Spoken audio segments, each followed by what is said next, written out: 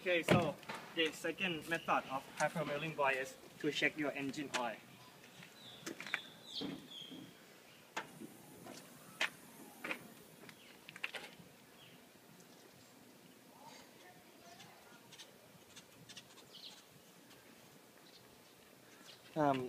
You must check that your oil level is on this spot here and it is not black and like gold like this.